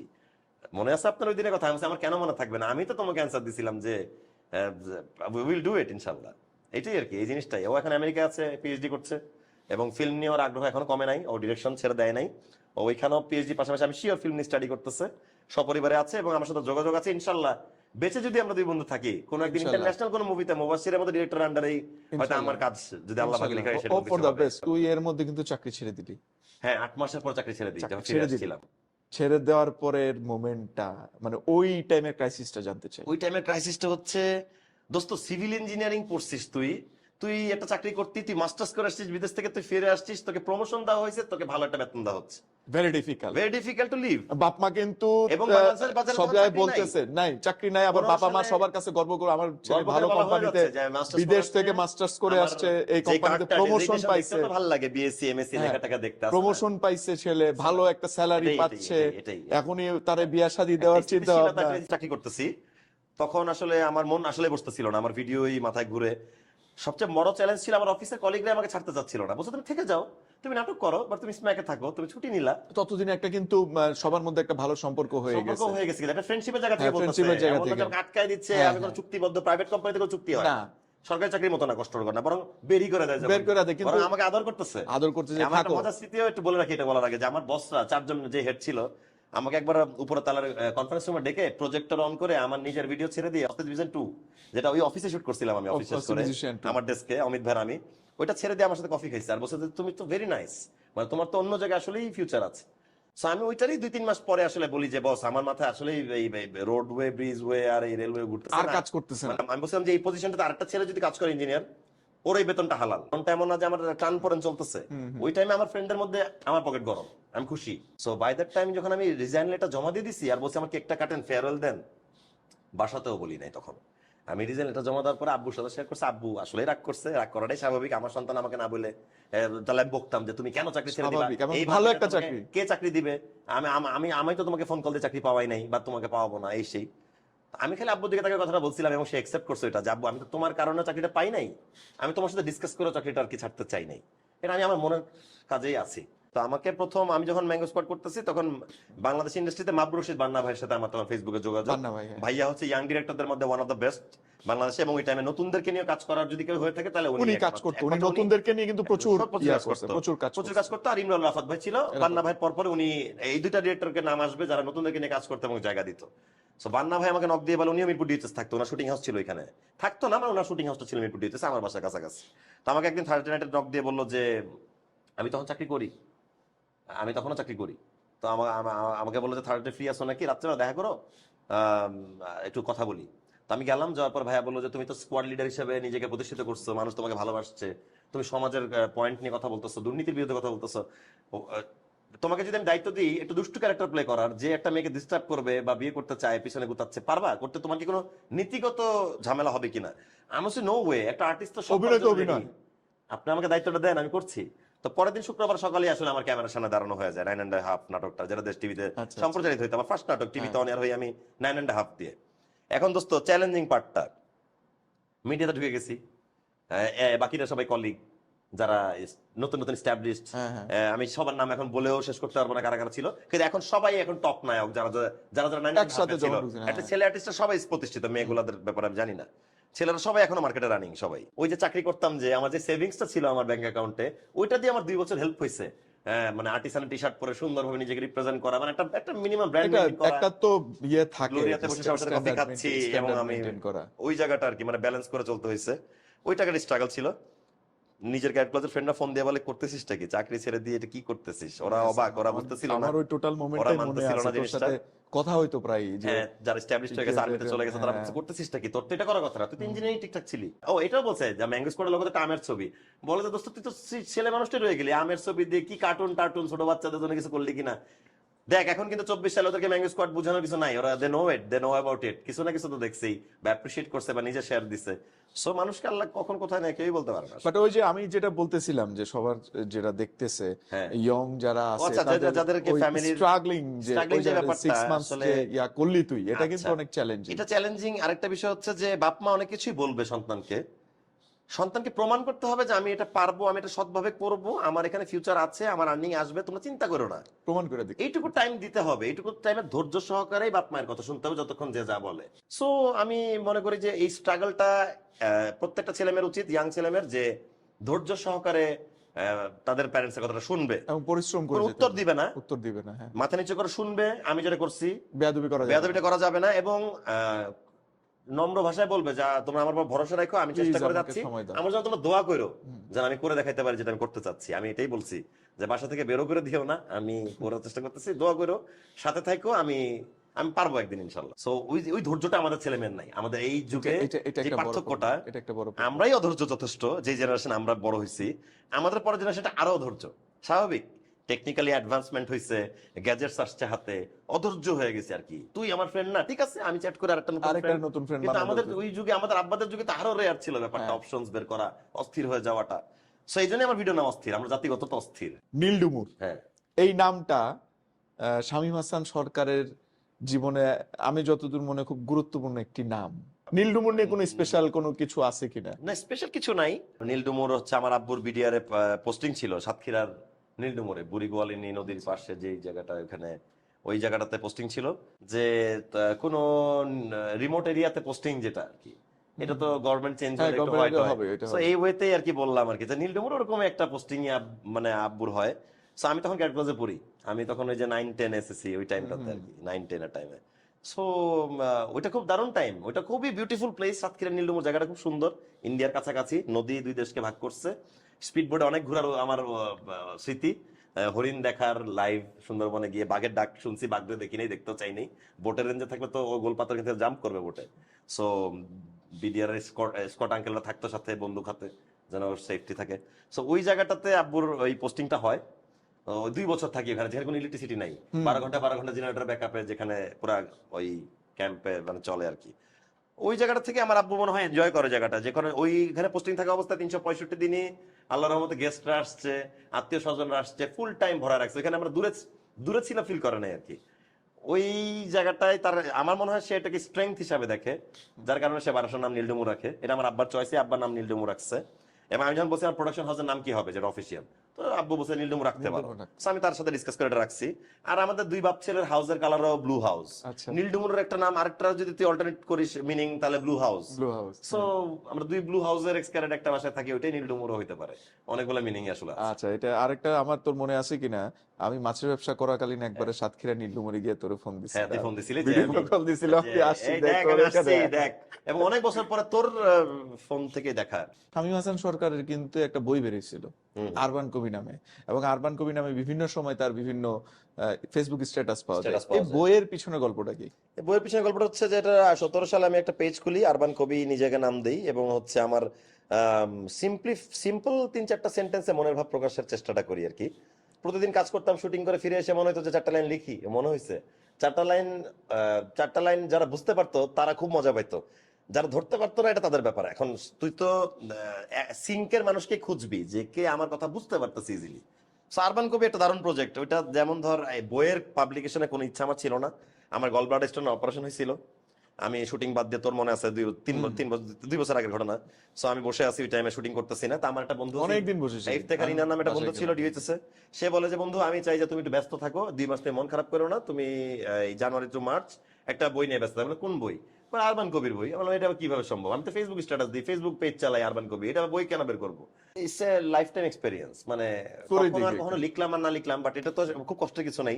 আমি শিখ, কিন্তু আমার আগের লেখা কবিতাগুলো 17 বাসায় সাল থেকে থাকা আমরা হচ্ছে। সিলেক্ট করবো, তারপর ওটা আমরা কম্পাইল করবো, পাবলিশ করবো। সো আমি ওই অসুস্থ অবস্থাতে আসলে ওই বানান চেক টেক করি, ফ্রি টাইমটা free কাজে time টা লাগাই। কাটাই। ও আমি ইনানকে থ্যাঙ্কস দিতে চাই যে ওই টাইমটাতে আমাকে সেটা নিয়ে ব্যস্ত আমার মনে হয় রাখছে। এটা ভালো টাইমই কাটছে, Publishers এর কারণ সাথে একদম যোগাযোগ বসে করায়। থাকার চেয়ে একটা কাজের মধ্যে থাকা এরপর আমার কাছে নিজেরই অনেক আনন্দ। নক আসছে, অনেক কল আসছে যে আপনি বই লিখেন বা আমাদের পাবলিশার্স এর সাথে জয়েন করেন। আমি বলছি দেখেন, লেখা এমন একটা জিনিস, এটা ব্রেন থেকে আসার আগ পর্যন্ত শুধু শুধু টাকার বিনিময়ে লিখে বেচার কিছু নাই। আমার যদি আসে কিছু, আমি আপনাদের নিজেই নক দিব আর কি। এই রিসেন্টলি কোনো ম্যাঙ্গো স্কোয়াডের কোনো ভিডিও আসতেছে আমি কিনা? অস্থির গরম লিখছিলাম, কিন্তু এতই বেশি গরম, মানে আমি নাটক শুটিং করতেছি, এই যে 1 মাস শুটিং ছুটি কাটার পরে এতই বেশি গরম যে আমার টিম মেম্বাররা মরে পড়ে যাবে। সো আমি এত এনার্জেটিক ছেলে, আমার অনেক প্যারা লাগতেছে। আমি টাকা আর্ন করে দেখে শুটিং এ যাচ্ছি মানুষের, কিন্তু আমি টাকা দিয়ে ডেকে ডেকে সবাইকে শুটিংটা করাইতে চাচ্ছি না। That's why মানে অস্থির গরমের কারণে হচ্ছে না। গরমের কারণেই প্যাক। নাটকের জীবনে প্রবেশ করার পরে স্ট্রাগলিং প্রথম দিকের ইয়াটাতে শুনলাম যে কিভাবে কি করলি, রাইজিংটা কিভাবে হলো? শামীম হাসান সরকার যে মানুষের মনে, তোর কাছে মনে হয়েছে যে কোন কারণে মানুষ তোকে আরো বেশি একসেপ্ট করছে, বা কোন ক্যারেক্টার গুলার কারণে, এবং সেই ক্যারেক্টার গুলাকে এখন তুই করতে পারতেছিস, যদি না করতে পারিস মনের মধ্যে কোনো ইয়ে আছে কিনা সেই বিষয়টা জানতে ম্যাঙ্গো চাচ্ছি। স্কোয়াডের কারণে একটা ভালোবাসা পাই আমি। স্কোয়াড লিডার একটা ফিকশনাল ক্যারেক্টার যেটা আমার সেটা তো নিজে তৈরি একটা করা, আছে, ওটা নিজস্ব ওইটা একটা। আমাকে অনেক হেল্প করছে নাটকে ছোট আর্টিস্ট হিসেবে বড় হইতে। একটা বড় আর্টিস্ট আমার সাথে সুন্দর করে কথা বলছে, কারণ সেও আমার ম্যাঙ্গো ইউটিউবে স্কোয়াড এটা দেখছে। দেখছে যে বা তার উনি 1 জানেন মিলিয়ন যে আমার সাবস্ক্রাইবার ক্যাপাবিলিটিটা আছে। জানেন যে হ্যাঁ। আমি স্পিড টক, মানে আমার মতো স্পিডে কথা কেউ বলবে না, যে ভিডিও এই ফানটা কেউ করবে না আর কি। ওই জিনিসটা আমার ইউনিক ব্যাপারটা ছিল, আমি স্পিডে কথা বলি, কথা তুই বুঝতে পারতেছিস। হ্যাঁ। এটা ছাড়া আর কোনো ইউনিক কিছু ছিল না। আর ইউনিক ছিল প্রেজেন্টেশনটা। that was different. ওই টাইমে এমন কোনো ইউটিউব চ্যানেল ছিল না যে ক্যামেরা দিকে তাকায় এই ইস্যুস নিয়ে কথা বলে, হ্যাঁ। বা গানের কপি। ইস্যুস গুলো ডিফারেন্ট ছিল। হ্যাঁ, বিদেশি গানের কপি কিন্তু এখনো হয় না। এটা কিন্তু অস্থির মিউজিশিয়ান 5টা এপিসোডের অবদান আছে হ্যাঁ। এই বাংলাদেশ ইন্ডাস্ট্রিতে। এটা যে যাই বলুক, এখন ফেসবুকে একটা মানুষ সচেতন হয়ে গেছে। আমার দেখার আগে একটা আমার কোনো ফ্যানিক এটা জোড়া লাগায় ভিডিও ছেড়ে দিবে যে এটা নকল করছে এই গানের। সো ওই সুযোগটা নাই। সো তার মানে আমি কিন্তু সোসাইটিতে অন্য ওয়েতে অবদান রাখছি। মানে যেভাবে হোক কিছু একটা থামাইছি, কিছু একটা ভালো কিছু করছি, বা আজবতেও কিছু মানুষের উপকার হয়েছে। ইনফরমেটিভ শো ছিল। তবে আমার ইচ্ছা আছে ইনশাল্লাহ আমি আবার ইনফরমেটিভ কিছু করবো বাংলাদেশের মানুষের জন্য, বা স্ট্রিট শো করার ইচ্ছা আছে ম্যাঙ্গো স্কোয়াডে। এটা কিন্তু মানে যে পাবলিক টাইম ডিমান্ডিং, আমজনতার চ্যানেল, আমজনতার কাছে পৌঁছাবে, আমজনতাদের রিসেন্ট টপিক নিয়ে তাদের মতামত আমরা আমজনতার জানবো। মতামত নিয়ে কথা বলবে, কথা আমজনতার বললাম। কথা বলবে। হ্যাঁ, আচ্ছা, নাটকে তুই যে প্রশ্নটা করছিলি, নাটকের স্ট্রাগলিংটা আসলে স্ট্রাগলিং ছিল, কারণ তুই যখন জার্নিটা শুরু করলি একটা সিনের আর্টিস্ট থেকে, যে নায়ককে একটা সিন অ্যাসিস্ট করবি, তোর সিন সকাল 8টায় না রাত 12টায় জানিস না। সেই জার্নি থেকে একটা লিড রোলে আসা, 40 মিনিটের নাটকে তোর চেহারা পুরো টাইম দেখবে। আমার এমনও দিন গেছে একটা ঈদে যে আমাকে ফোন দিয়ে ফ্রেন্ডরা বলতেছে, কি রে তুই না সিন করছিস, কই তো সিন তো আসলে ফার্স্টে শেষ হয়ে গেছে, নাটক তো টিভিতে অন এয়ার চলছে, সো 15 মিনিটের মাথায় তার আমি নাই। So আমি আসলে চুপচাপ এগুলো মেনে নিছি যে ওকে, একটা তো এটা চেষ্টা করতে থাকতে হবে, নিজেকে 2টা সিনে দেখতে হবে, 3টা সিনে দেখতে হবে। মানুষ যে কারণে আমাকে বেশি ভালোবাসছে, বা ডিরেক্টর যে কারণে আমাকে বেশি নিছে, আমি একটা ডিসিপ্লিন মেনটেন করছি, ক্যারেক্ট কলেজে সবসময় চেষ্টা করছি। আমি সকালে আজ এখনো পর্যন্ত, এই যে কালকে যে শুটিং এর সেটে যাবো ইনশাল্লাহ, আমার আগে কেউ যে বসে থাকে না, আমি একটা রাইট টাইমে ঢুকি সবসময়। সো এইটা আমাকে উপরে উঠতে হেল্প করছে। একটা ডিরেক্টর চাবেই যে কাজ করতে আসছি, আর্টিস্টটা টাইম মতো আসে, টাইম মতো কাজ করে, সিনসিয়ার থাকে, কনসার্ন থাকে, ওর একটা ইচ্ছা আছে। মানুষ কিন্তু অবজার্ভ করে, তারপরে মানুষকে কাজ দেয়। তুইও কিন্তু অবজার্ভ করে তোর টিম মেম্বারকে আরেকটা কাজ দিবি, সেটাই। যে নেক্সট টাইম তুমি এইটা দায়িত্ব তুমি থাকো। সো ওইভাবে করে বড় হই আর কি। একটা টাইমে গিয়ে আমার ক্যারিয়ারটা আটকায় গেছিল 16 সালে। 3 বন্ধুর গল্প থেকে আমি আর এক বন্ধু আসতে পারতেছি না। হ্যাঁ। 2টা বন্ধু আমার দারুণ, তারা 2জন ভালো অভিনেতা, মানে 4টা গল্পে 4 রকম অভিনেতা পাচ্ছি আমি, কিন্তু 3 বন্ধুর থেকে আর একা হতে পারছি না। ওই টাইমে আমাকে খোঁজখবর নেয় নাই। আমি 6-7 মাস অফও ছিলাম মিডিয়া থেকে, কেউ খোঁজখবর নেয় না যে কি হয়ে আছি, কি করতেছি। তারপরে আমি আসলে স্পেসিফিকলি বলতে পারবো না আমি কোন কোন নাটকের জন্য আসলে আমাকে মানুষ অ্যাকসেপ্ট করছে, বাট এই যে 9.5 চলতেছে, এই যে এতগুলো আর্টিস্টের মধ্যে আমার সিনগুলো চলতেছে, ক্লিপগুলো চলতেছে দেশ টিভি থেকে, এই যে ছোট ছোট কিছু, বা ম্যাঙ্গো স্কোয়াড চলতেছে, ছোট ছোট কয়েকটা জায়গা থেকে আমি আসলে বড় হই। আর ব্যাচেলর পয়েন্ট আর ফ্যামিলি ক্রাইসিস আমার ক্যারিয়ারে টার্নিং 2টা পয়েন্ট। ব্যাচেলর পয়েন্ট আর ফ্যামিলি ক্রাইসিস 2টা সিরিয়ালই 2 পক্ষ মানুষের কাছে অসম্ভব জনপ্রিয়। তরুণদের এটা আমি মালয়েশিয়া থেকে দেখছি। ও মাই গড, ব্যাচেলর পয়েন্ট আর ফ্যামিলি ক্রাইসিস 2টা সিরিয়ালের 2 রকমের ভালোবাসার জায়গা। এবং আমি আর্টিস্ট হিসেবে ওই টাইমে একাই 2টা সিরিয়াল আসলে শুরু করার আর্টিস্ট হিসেবে কন্টিনিউ এবং শুরু পরে আরেকজন আর্টিস্ট 2টাতে শেয়ার করে, কিন্তু আমি ফার্স্ট শুরু থেকে এপিসোড 1 থেকে 2টা দিচ্ছি। এটা আমার জন্য খুব প্রাউড মোমেন্ট, যার কারণে এখন কেউ সিরিয়ালে ডাকলে মন বসে না। এমন না যে সিরিয়ালটা ফালতু হবে, কিন্তু আসলে ওরকম গল্পের হওয়া লাগবে তো আর কি। মানে আমি তো বেস্টটা করেই ফেলছি এখন এই যুগের যে কটা হওয়ার। বাসায় শুয়ে কেউ আসলে 100 ফলোয়ার্সও পায় না, তাকে মানুষের সাথে ছবি তুলতেও আসে না। এগুলো করার জন্য, মানে এগুলো যে অ্যাচিভমেন্ট আমরা উপর থেকে দেখি, বা তুই যে মালয়েশিয়া গিয়ে আমাকে রাস্তায় কোনো আটকে দেখতেছিস, এর পেছনে আসলে আমি বছরের পর বছর, রাতের পর রাত বাসায় এরকম বকা খেয়ে, গালি খেয়ে, বাসায় ফেরার দরকার নাই শুনে আমি কাজ করে এখানে আসা, পরিশ্রম করতে হয়েছে, ধৈর্য ধরে ভালো ব্যবহার করতে হয়েছে। আমাকে অনেকে বলে রাগী মানুষ, অধৈর্য। কখনো একটা মানুষ শুটিং সেটে এই তাপমাত্রায় কালকে আমার সাথে সকালে এসে একটা সিন করতে পারবে? 5 মিনিটের সিন করবো আমরা 1 ঘন্টা ধরে রাস্তা দাঁড়ায় থাকবো, বাস টাস না, এমনি নর্মাল রাস্তা দাঁড়ায় থাকবো, পারবে কিনা সেটা একটা পয়েন্ট। ফ্যানের নিচে বসে হোক বা এসি ছেড়ে হোক আর না ছেড়ে হোক, কাউকে কমেন্ট করাটা টাফ। তুমি 2 মিনিটের সিকোয়েন্স তোমার নিজের চ্যানেলের জন্য বানায় দেখো না। মানে যে ব্যক্তি আমাকে বলছে তার নিজের একটা Facebook it's a free platform, তুই এই শোটা কিন্তু একটা ফ্রি প্ল্যাটফর্মে দিচ্ছিস, তোর কিন্তু লক্ষ টাকা পে করে এপিসোডটা চালাতে হবে না। সো আপনারা যারা এই শোটা দেখতেছেন, আপনাদের জন্য ফ্রি প্ল্যাটফর্ম, আপনারা বানান, আপনারা করেন, আপনারা লাখ টাকা ইনকাম করেন। যদি ইউটিউব ফেসবুক থেকে এত টাকা আসেই, তাহলে আমাদের সবার গাড়ি, তাহলে আমি টয়োটা একবারে ছুটতেছি কেন? আমি যদি পায়োনিয়ার ইউটিউবার, তুই যে বললি থার্ড ইউটিউবার, আসলে থার্ড ইউটিউবার বলবো কিনা, কিন্তু থার্ড সফল ইউটিউবার বলবো নিজেকে। যে মানে আমার আগে তখন 2টা চ্যানেলই শুধু নোন ছিল, আর আর আর একটা মেয়ে সিঙ্গার ছিল যার চ্যানেলটা ছিল। আচ্ছা, সো ও জেফার, ও হচ্ছে ওয়ান অফ দা ওই পুরানো দিনের ইউটিউবারদের হিসাব করি, কন্টেন্ট আপলোড দেয় গান কেউ, তাহলে জেফার। সো আর বাকি সালমান ছিল, আসিফ বিয়াজাদ আর রাকিন মিলে ভাই ব্রাদার সিমরেট ছিল, তারপর ম্যাঙ্গো স্কোয়াড। সো জার্নি তো ধৈর্যের ধরেই করতে হবেই। অধৈর্য একটা মানুষ তো কোনোদিন এই ইন্ডাস্ট্রিতে কাজই করতে পারবে না। একটা অধৈর্য মানুষ অন্যান্য চাকরি করতে পারতে পারে, কিন্তু তুই অধৈর্য হওয়ার পরে লেন্সের সামনে তোর চোখ ঠিক রেখে নর্মাল হয়ে তাকায় কারো দিকে ভালোবাসা ডায়লগ দিবি নাকি রাগের অ্যাক্টিং করবি? রাগের অ্যাক্টিং করতে মাথা ঠান্ডা থাকা লাগে। কারণ তুই যদি রেগে গিয়ে রাগের অ্যাক্টিং করিস, তুই যদি মদ খেয়ে মাতালের অ্যাক্টিং করিস, তুই ফরের ডায়লগ দিতে পারবি না। অ্যাক্টিংটা করতে হয় যে তুই এখন মদ খেয়ে ঢুকছস, তুই এখন এই ড্রাগটা নিয়ে ঢুকছস, তুই ডু ইট। সো অ্যাক্টিং লাইফটা এরকম আর কি, যে যেটা আমরা না সেটা আমরা করি। সো আপনি আমার সাথে একদিন বেলা চা খান নাই, কখনো আমাকে দেখেন নাই, আমার পরিবারের সাথে দিন পার করেন নাই, আমাকে ঠাস করে আপনি অহংকারী বললেন বা রাগী বললেন, সেটা আসলে আপনারাই ভালো জানবেন। মিট করার পরে তো ঠিকই ভালোবেসে ব্যাক করেন। সো আমি যদি বাজে লোক হইতাম তাহলে মিট করার পরে আমাকে কেন সামনাসামনি কেউ বাজে কথা বলতেছে না? না, তুইও তো দেশে বিদেশে আমার সাথে ঘুরে তো এটা পাস নাই যে কেউ একজন বলছে যে ভাই ফালতু আপনি, মানে মুখের সামনে কেউ বলে নাই। কমেন্টটা আসলে ফেক আইডিতে করে তো মানুষ, এটা একটা আলাদা চর্চা। মানুষের গরমে ফার্স্ট্রেটেড হয়ে গেছে, নিজের বাড়িতে ইলেকট্রিসিটি নাই, 2 মেগাবাইট চালা দে গালি, গা লাগবে ঠান্ডা, মাইন্ড চালাতে গালি। আর তুই তো আর তোর বন্ধু বান্ধব পারবো বাচ্চার গালি দিতে পারবি না, তুই দিতে পারবি কারণ পাবলিক ফিগারকে 24 ঘন্টা যেই যাকে দেওয়া যায় 24 অ্যাঙ্গেলে, সে তো public figure, use it.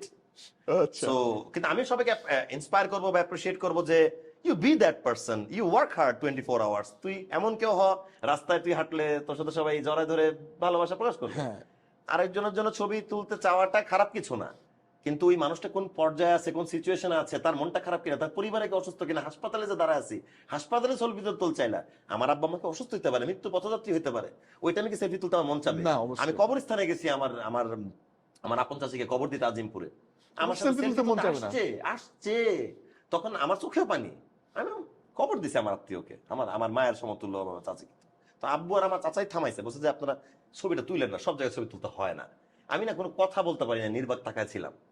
So এই সেন্সটুকু আসলে এই সবার সেন্সটুকুটা মানুষের থাকা উচিত। থাকা এটা কাউকে ছোট করে বলা না, আমি তো আমজনতাই, আমি তো ম্যাঙ্গো স্কোয়াড নাম রাখছিলাম, এরা তো সেলিব্রিটি স্কোয়াড হয়ে যাওয়ার কথা, এত সেলিব্রিটি জন্মাইছে, আমি নিজে টিভি অ্যাক্টর হইলাম, তো নাম ম্যাঙ্গো স্কোয়াড হয়ে গেল কেন? প্লে বাটন আসার আগে তো শামিম স্কোয়াডে করে দিতে পারতাম।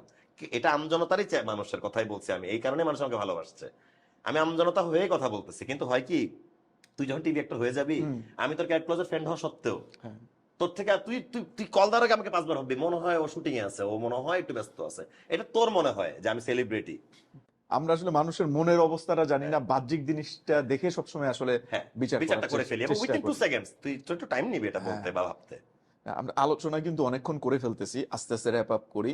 শামীম হাসান সরকার কিন্তু ভালো একজন গায়ক। হ্যাঁ, গানের জীবনটা নিয়ে এবং গান নিয়ে কিন্তু তোর যতগুলো গান বের হয়েছে, ইউটিউবে বের করছিস, মোটামুটি প্রত্যেকটা কিন্তু হিট। প্রত্যেকটা না হলেও 60% হিট।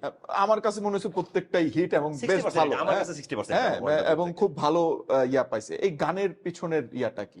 গানের পিছনে এটা শুরু, জার্নিটা শুরু হয়েছিল ক্যাট ক্লোজ থেকে 2001 সালে, যে বললাম গান আর অভিনয় একসাথেই ভালোবাসা আমার। ভালোবাসা কোনটার প্রতি বেশি? গান। আচ্ছা, কিন্তু আমি গান করে টাকা আর্ন করতে পারবো না, যেটা আমার জীবন চলবে, যার কারণে মিউজিকটা না, আমি চুজ করছি, আমি অ্যাক্টিং, অভিনয়টা। আচ্ছা, অভিনয় কি, এটা বাস্তব। তুই যে আমাকে বললি, আমি কিন্তু 2 সেকেন্ড ভাবি নাই কোনটা বলতে হবে, মানে গান। মিউজিকটা, মানে This is different গান বাদ দে, তুই আমাকে ড্রাম বাজাতে বল, তুই গিটার বাজাতে বল, I will be happy to join আর কি, এরকম একটা অর্কেস্ট্রা টিমে বাজাইতে পারলে। কিন্তু কিন্তু বাস্তবতা হচ্ছে গান করে এখানে এই দেশে আসলে জীবন জীবিকা সম্ভব না, তার চেয়ে ইউটিউব করাও ভালো টাকার দিক দিয়ে চিন্তা করলে। আচ্ছা। সো গানটা তারপর ভাবলাম যে আচ্ছা, এখন আমার গানের রেকর্ড করার মতো লোক পরিচিত হয়েছে, ভিডিও সং বানানোর ক্ষমতা আছে, একটা টিম আছে, এখন করি। মিস্টার মাইকেল তো তৈরি হয়েছিল সুপার ডুপার হিট, এমএসটিতে ফার্স্ট ইয়ারে, সুপার ডুপার হিট। 2008 এর গান আমরা শুনছি 2018 ভ্যালেন্টাইন ডে তে। তার মানে আমার যোগ্যতা হয়েছে ভিডিও সং করার, আমি গানটাকে আটকে রাখছি, আমি গানটা রেকর্ড করছি শাহান ভাই থ্রুতে, শাহান এইচএম, এই যে আমরা করতে পারলাম, ওভি ক্যামেরায় হেল্প করলো, এডিট হলো, জিনিসটা হয়ে গেল। সো এখনো গান চলছে, গান আরো কিছু আসবে সামনে। ম্যাঙ্গো স্কোয়াড গানের জার্নি কখনো থামাবো না। গান আমি প্রফেশনালিও করবো না, কমার্শিয়ালও করবো না। গান আমি আমার দেশের বাড়িতে শো করি, যশোরে গেলে কনসার্ট হয়, আমার ফ্রেন্ড আছে এখানে আরাফাত, ওইখানে ম্যানেজ করে দেয় আমাকে শো, আমরা একসাথে মিলে করি, অ্যারেঞ্জ করে।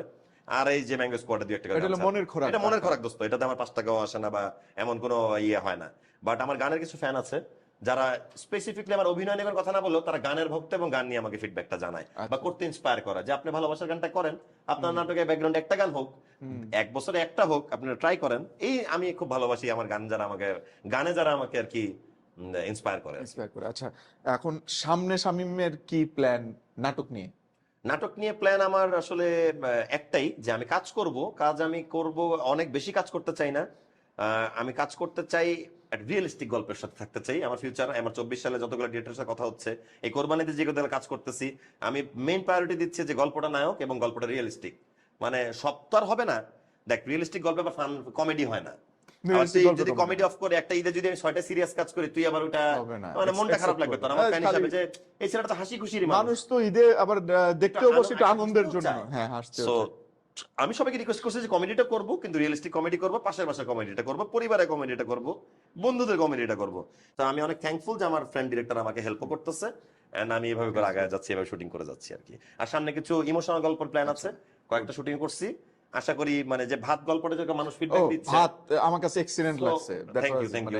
ওরকম মানে মানুষ যেন আমাকে আবার ফিডব্যাক দেয়, এক্সপ্রেশনটা মানে তোর ওই ইয়াটা যে তখন আমার চোখে পানি এসে পড়ছে ওটা দেখার সময়, মানে Thank ওই you. একটা মোমেন্টে যে তুই খাস না অনেকদিন ধরে, খাচ্ছি আর চোখে খাচ্ছি আর পানি যে। চোখ দিয়ে পানি পড়তেছে, হ্যাঁ। মানে খুব ইমোশনাল একটা সিন ছিল আর কি। খুব ভালো তো একটা জাকির ইসলাম রিপন ভাইকে আমি অনেক থ্যাঙ্কস দিতে চাই যে ভাতের ডিরেকশন যিনি দিয়েছেন। আবার সেলসম্যানটা যখন করছিলাম, সো আমার জায়গা থেকে একটা করেই অফ, মানে একটা এক্সপেরিমেন্ট। ওকে দোস্ত, সবাই সবার নিজের পয়েন্ট অফ ভিউ থেকে কথা বলে। যে যে শ্রেণীতে বিলং করছে, যে চাকরিটা করছে, যতটুকু তার পড়াশোনা, যে বাসা সে বিলং করে, সেখানে বসে সে ভেবে বলে যে আপনি এই নাটকটা কেন করলেন, হ্যাঁ এই নাটকটা তো ভালো হয় নাই। আবার গ্রামে আমার দেশের বাড়িতে মফস্বলে বসে একটা মানুষ অন্যভাবে রিলেট করতে পারতেছে এই গল্প। ভাতের ক্ষুদায় তো সবাই বড় হয় নাই। সচ্ছল পরিবার, আমি তো ভাতের অভাবে বড় হচ্ছে না, হ্যাঁ। আমি সচ্ছল পরিবারে ওই ফিলটা আনা কিন্তু ডিফিকাল্ট, ভেরি এই ডিফিকাল্ট ফিলটা তুই কেন আনলি? নিশ্চয়ই তোকে পেমেন্ট দিছে দেখে আনস নাই, তুই ভালোবেসে অ্যাক্টিংটা করছিস ভিতর থেকে আসছে, এবং ওই টাকা দিয়ে এটা আসবে না, টাকা দিয়ে আসবে ওই না, মানুষগুলোর জন্য করছিস যারা যারা এটা ফিল করে। সত্যিকারেই ভাতের অভাবে দিন পার করছে। ওই নাটকটার নিচে 1000 কমেন্ট আছে মিনিমাম, যে আমি 3 বছর 4 বছর ভাতের কষ্ট করেছি, আজ আমি সৌদিতে প্রবাস জীবন যাপন করছি, সবাই আমার জন্য দোয়া করবেন, আমার এই ক্ষুধার অভাবটা নাই আলহামদুলিল্লাহ। So it's good to see. So আপনি যে বলছেন যে আপনার মন পোষাচ্ছে না, একটু ধৈর্য ধরেন, পরের গল্পটাই আপনার মন পোষায় যাবে। হয়তো এই শ্রেণী কানেক্ট করতে পারবে না, দুই পক্ষের জন্য কাজ করে যেতে কারণ হয়। যে সিনেমায় বা নাটকে বা যে অভিনয় করে বা যে নায়ক থাকে সে তো আসলে স্ক্রিপ্টেড কাজ হ্যাঁ, করে, যে scripted মানে কাজ করে। একটা যে কোন সব নাটকে তো সবাইকে বিলং করতে না, পারবে না, না, পারবে না। সে প্রত্যেকটা নাটকে আলাদা আলাদা সোসাইটিকে Yes, বিলং করবে, yes. আলাদা ফ্যামিলিকে বিলং Belong করবে, করবে। আলাদা মানে মানে কালচারকে culture কে বিলং belong করবে, করবে।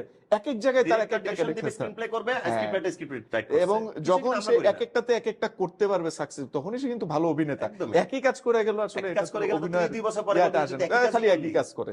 So, আমার কিছু একই কাজ হয়ে গেছিল, আমি অস্বীকার করছি না, মানুষের ভুল হয়। 23 সালে আমি যখন আসলে এবার ফ্রিলি বলি, আমি আমার রেস্টুরেন্টের বিজনেসে ইনভেস্ট করার জন্য একটা টাকার অ্যামাউন্ট দরকার পড়ে, আমি তো আমার আব্বার থেকে টাকা নিয়ে বিজনেসটা করি নাই, আমার নিজের একটা শখ থেকে করছি। বিজনেস থেকে কোটি কোটি টাকা আসে নাই, আমি অনেক লাভ করে পেরিনি, আমরা 7 বন্ধু, এটা আলাদা ব্যাপার, এটা আল্লাহ নাই, হয়তো আমার ভাগ্যে রিজিকে ছিল না। রিজিকে ছিল না, কিন্তু আমি তো একটা টাকা স্পেন্ড করেছি, সো ওই টাকাটা তো আমার মাগনা Earn করতে হয়েছে। আর্ন করতে হলে in a 30 টাকা honest 40 way, টাকা করতে honest হয়েছে। way তে, হ্যাঁ। তার মধ্যে 20 টাকা খারাপ হয়েই গেছে, I am sorry for that. যখন ডিমান্ডও ছিল, আচ্ছা ঠিক আছে, আর এরকম ইনভেস্টমেন্টটাও যাব না, আমি বুঝে নিলাম জিনিসটা, আমি ইনভেস্টমেন্ট করতে গিয়ে আমার নাটকের আমার ক্যারিয়ারকে মানে নষ্ট করবো না, এত কষ্ট করে 9 বছর ধরে যেখানে আছি। সো ইনশাল্লাহ আমার দর্শকরা আমার প্রতি আর হতাশ হবে না, তারা আমি মুখ দিয়ে যা বলছি আমি সেটা করার চেষ্টা করছি এত বছরও, যে আমার যত বয়স, ইনশাল্লাহ আমি সামনের দিনেও চেষ্টা করবো এই মানুষগুলোর জন্য, যে আমি মুখে যা বলছি আমি করে দেখাইছি, আমি চেঞ্জ করছি আমার প্যাটার্নটাকে, কমেডির থেকে আমি আবার ন্যাচারালে চলে আসলাম। ওইটা শুনতে খুব ভালো লাগতো আমার, যে আপনার অভিনয় ন্যাচারাল। ন্যাচারাল। এখন অনেকে কমেন্ট লিখে যে আপনি ওভার অ্যাক্টিং করেন, আমার সেটাই তো, ওভার অ্যাক্টিং, আপনি ওভার অ্যাক্টিংটা করেন, আপনি কি অ্যাক্টিং এর সংজ্ঞা জানেন কিনা এটা ফ্যাক্ট, এটা হলো fact। আপনি ওভার অ্যাক্টিং এর সংজ্ঞা জানেন কিনা সেটা একটা ফ্যাক্ট। মিস্টার বিনো যদি আপনি এখন আবার দেখতে পাচ্ছেন, সেটা ওভার অ্যাক্টিং। টম এন্ড জেরিতে যে এক্সপ্রেশন দেওয়া অ্যানিমেশনে, সেটা ওভার অ্যাক্টিং। overacting। কিন্তু আমরা এটা ওয়ার্ল্ডের বেস্ট সিরিজ এগুলা, আমি যেগুলো নাম বললাম, আমি নিজেও ফ্যান এগুলা। সো ওভার অ্যাক্টিং করতে হয়।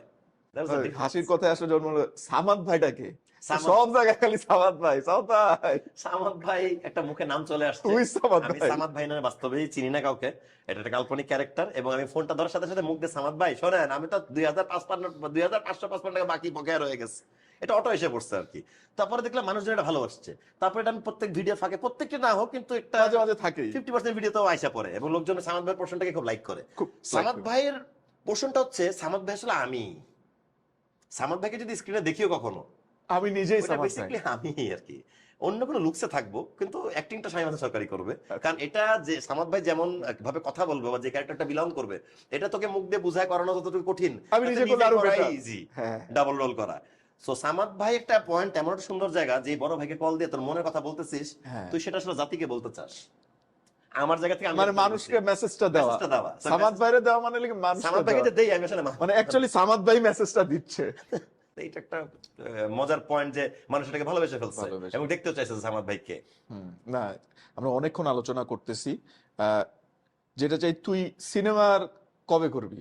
দোস্ত ইনশাল্লাহ এটা মানে একটা আর্টিস্টের স্বপ্নে থাকে বড় পর্দায় নিজেকে দেখার, অবভিয়াসলি প্রতিটা মাস প্রমোশন চায়, কিন্তু দোস্ত নাটক জগতেই তো ভালো কিছু করে ফেলতে পারি নাই, টু বি অনেস্ট। এবং অনেস্টলি যদি বলি তোকে, যে নাটকে তো অনেক কিছু করা বাকি, নাটকে ভালো গল্পে আরো ভালো অভিনয়ের প্রশংসা পাওয়া বাকি, বা নিজেকে প্রমাণ করা বাকি, অভিনয় শেখা বাকি প্রতিদিন। কালকেও যে যাবো একটা সেটে, নতুন কিছু শিখবো ওই ডিরেক্টরটার কাছে, নতুন কোনো গল্প সে আমাকে বলবে যেটা আমি আমার মাথা থেকে আসে নাই যেটা। সো সিনেমাটা আসলে হয় কি দোস্ত, 10 মিলিয়ন নাটক ইউটিউবে মাগনা সবাই দেখছে, এটা মাগনা দেখেই মাগনা দেখে। টিকিট কেটে যদি আমার ধর সিনেপ্লেক্সে যদি আমি আমার নতুন একটা নাটক উদ্বোধন করি, অথবা মানে মানে রিলিজ দিই বা প্রিমিয়ার শো, অথবা ম্যাঙ্গো স্কোয়াডে প্রিমিয়ার শো করি, আর যদি বলি সবাই সিনেপ্লেক্সে এসো 200 টাকা করে টিকিট, কেউ কিন্তু আসবে না। কয়জন শামীমের টাকা দিয়ে দেখতে কেউ আসবে? আসবে না, সেটা হলো বিষয়। কথা বুঝিস? হ্যাঁ, তাহলে সেটা ভেবেই সিনেমাতে যাবো, সেই জায়গাটা আগে যেতে হবে। আমাকে ভালোবাসবে, সব শ্রেণীর মানুষের মনে পৌঁছাতে পারবো বিভিন্ন রকম অ্যাক্টিং দিয়ে, তাদের ভালো খারাপ বন্ধটা আমি বোঝার চেষ্টা করবো, আবার আমিও আরো হাম্বল হয়ে তাদেরকে বোঝার চেষ্টা করবো, আরো বেশি কাছে যাব, পাবলিক রিলেশন বাড়াবো, তারপরে ফাইনাল আউটপুটটা আমরা আসলে পাবো। তারপরে সিনেমা করা পাবলিকই আমাকে ফোর্স করবে, ইনশাআল্লাহ। পাবলিক আমাকে ইনশাল্লাহ, এটা মানুষের আমজনতার উপরে ডিপেন্ড করবে। এখন আমজনতার ডিমান্ডে আমি নাটক এবং ম্যাঙ্গো স্কোয়াড নিয়ে ভালোই আছি, আলহামদুলিল্লাহ দোস্ত। আমি আমার লাইফে আমি হ্যাপি, এবং আমার কোনো অভিযোগ নাই। আমি তোকে যে আমার স্ট্রাগলের কথা বললাম, আমার পরিবার আজকে দারুণ ভাবে আমাকে অনেক ভালোবাসা দিয়ে, মানে আমার এই অর্জনে হ্যাপি এবং প্রাউড। আমার ছোট বোন, আমার আব্বু আম্মু, আমার বোনের হাজবেন্ড, মানে they are very happy with me. এবং আমার বন্ধুরাও যারা আমাকে বলছিল আমের ছবি দেখি কার্টুন মাটুন দেখোস, তারাও পর্যন্ত বলছে যে না, you did it what you, মানে মানে যা চাইছি করতে তাই করতে পারছি, এই আর কি। আমরা একদম অনুষ্ঠানের শেষে আসছি। তো অনুষ্ঠান না, আসলে আজকে তো আমি একটা গল্প মানে এটা করছি। একটা ক্যাজুয়াল টক, আমরা এবং এটা casual হচ্ছে একটা আসলে যেমন গল্প প্ল্যান করা, ছিল হ্যাঁ। ফার্স্ট এপিসোড এমনই হওয়ার কথা ছিল। এরকমই হওয়ার অনেক কথা দারুণ ছিল। কিছু বলতে পারছি কিনা জানি না, আর দর্শকরা যারা দেখতেছেন ভুল কিছু বললে মাফ করে দিয়েন। এটা একটা ক্যাজুয়াল টক, ক্যারেক্টার ফ্রেন্ডের সাথে একটু অন্য অন্য ইন্টারভিউ যারা নেয় তাদের সাথে ওই মানসিক ওই কানেকশনটা mental নাই, attachment টা তোর সাথে থাকে আমার না। আছে দেখে তাই তুই তুই করে বলা, মেবি সাউন্ডস ব্যাড, তুই তুই করে বলতেছি host and guest, but it's fine with, মানে আমাদের জন্য okay। আমাদের জন্য ওকে। না, বিষয়টা এমন না যে এই শোটাতে শাহরিয়ারের ইনভাইটেশনে এসে আমি জাস্ট গেস্ট হিসেবে দায়িত্বটা পালন করে শেষ করে চলে গেলাম। যেহেতু সুমন ভাইয়ের সাথে ডিসকাস করছিলাম, শাহরিয়ার আর আমার নিজেদের বন্ধুত্ব আছে, এই শোটা যেন আরো বড় হয় এবং আরো আরো অন্যান্য সেক্টরের গেস্টরা আসে, যেমন ভিশনটা ছিল এই শোটা নিয়ে, এই শোটা আরো বড় হোক। এই টিমের সবাইকেও শুভকামনা জানাই, পেছনে ক্যামেরা পেছনে যারা দাঁড়ায় আছেন। এবং আপনাদের কেমন লাগলো এই শোটার কমেন্টে জানাই দিয়েন। আরো কিছু জানতে চাইলেও পরে, আমি যেহেতু আমার বন্ধু, আপনাদের অন্য কোনো প্রশ্ন থাকলে কমেন্টে জানাবেন, তাহলে পরে কোনো এপিসোডে আমি আবার আসবো, আমার বন্ধু আমাকে সেই প্রশ্নগুলো আপনাদের পক্ষ থেকে করবে, আমি মন খুলে এখানে মনের কথাগুলো বলতে পারবো, সেই সুযোগটা থাকলো। সো ভালো এবং খারাপ সময় আপনার লাইফে আসবে, আমার লাইফেও আসবে। খারাপ সময়টাতে সাথে থাকবেন, আর হচ্ছে ভালো সময়টাতে তো আমরা সাথে চিল করে বাঁচবই।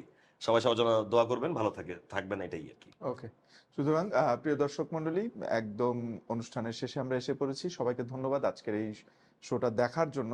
শামীমকে আমি বিশেষ করে ধন্যবাদ দিতে চাই, যে আমাদের যে একটা ড্রিম প্রজেক্ট ছিল, আমরা আমাদের শেষ আলহামদুলিল্লাহ করলাম। আফটার 8 ইয়ার্স হ্যাঁ উই হ্যাভ স্টার্টেড। হ্যাঁ this is just the end of the beginning. হ্যাঁ আসলে আমরা মানে শুরুর যাত্রাটা শেষ করেছি। ভবিষ্যতে ইনশাল্লাহ মনের মুকুরেতে আমরা আরো ভালো কিছু করব, আরো অনেক গেস্ট আসবে, অনেক কিছু বলবে, এবং শামীমকে আমি চাবো যে পরবর্তীতে আমি যদি চেষ্টা ওর করবো, সময় সুযোগ হয় আমাদের সময় এখানে সুযোগ হয় আমি টাইম আসবে, দেওয়ার।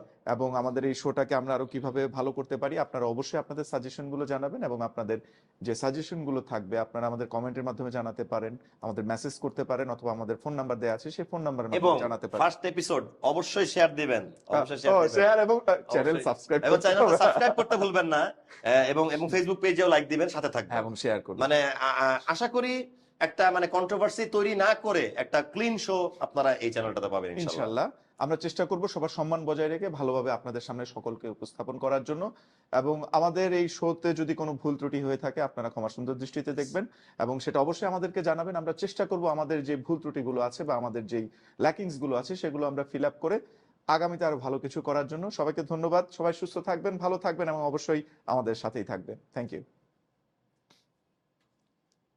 থ্যাংকস দোস্ত, lots of thanks and love.